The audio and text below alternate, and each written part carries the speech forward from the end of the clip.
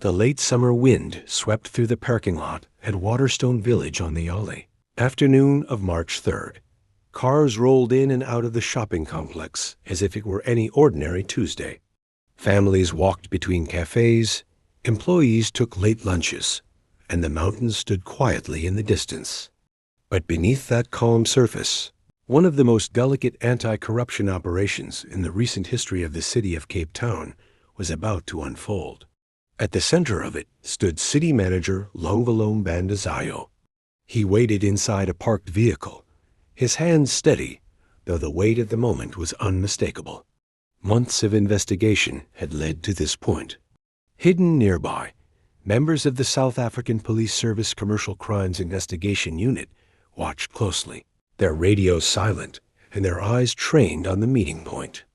Today, Bandazayo was not only a municipal administrator. He was bait, a whistleblower's warning. The story had begun a year earlier. In March 2025, a whistleblower approached investigators with troubling information. According to the tip, certain municipal employees and private service providers were allegedly colluding to manipulate public contracts tied to maintenance work on city infrastructure. The allegations threatened the integrity of contracts worth billions of rand.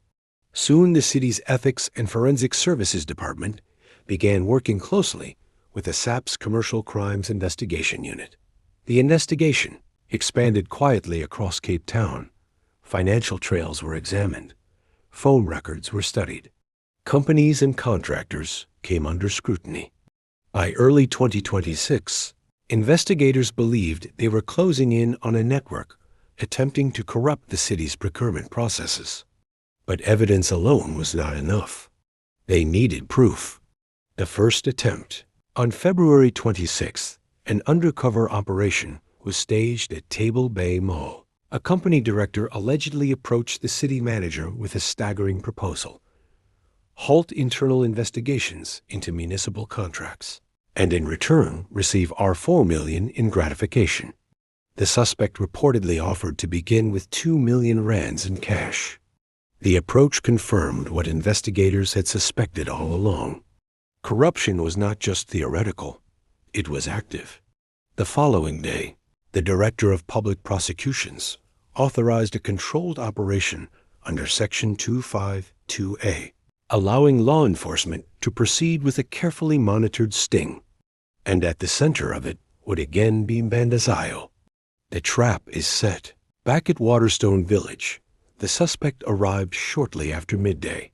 CCTV cameras captured an ordinary scene: a middle-aged man exiting a vehicle, carrying what looked like an inconspicuous bag.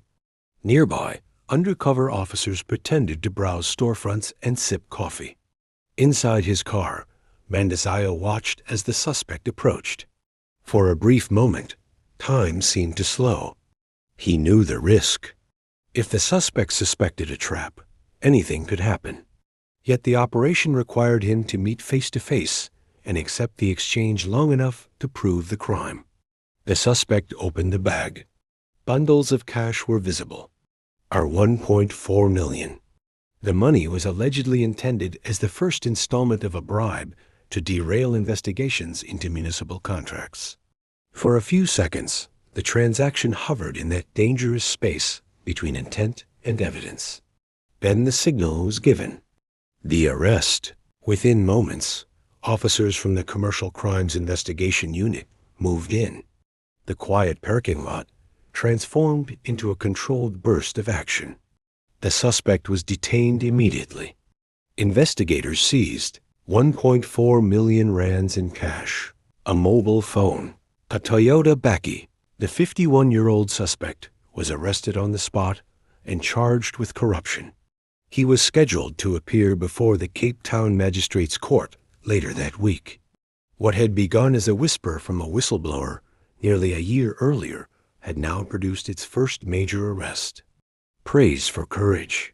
News of the operation quickly reached Jordan Hill Lewis, who publicly praised the city manager's role in the sting. He described the operation as a powerful demonstration of Cape Town's commitment to zero tolerance for corruption. Hill Lewis emphasized that Mandazayo had knowingly placed himself in a risky situation to ensure the suspects could be caught in the act.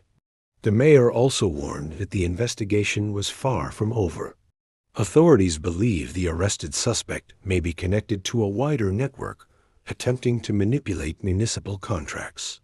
More arrests, investigators said, could follow. A larger investigation. Police spokesperson Novella Patelwa confirmed that the sting was part of a broader investigation into alleged corruption involving municipal infrastructure, maintenance contracts. Meanwhile, Andre Trott had previously indicated that earlier raids across 26 addresses in Cape Town were linked to the same intelligence-driven probe.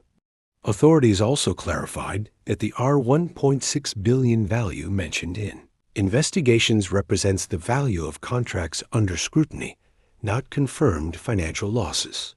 But the scale of the case suggested something larger than a single attempted bribe. It suggested a system that investigators were determined to dismantle. The aftermath. As the sun began to set over Somerset West that evening, a police convoy slowly departed Waterstone Village. The cash was secured as evidence. The suspect was taken into custody. The investigation moved forward. For Lungelo Mandazayo, the day had been more than an administrative duty. It had been a test of integrity under pressure. And for the city of Cape Town, the message was clear. Corruption may operate in shadows. But sometimes the people it tries to corrupt are the very ones who bring it into the light.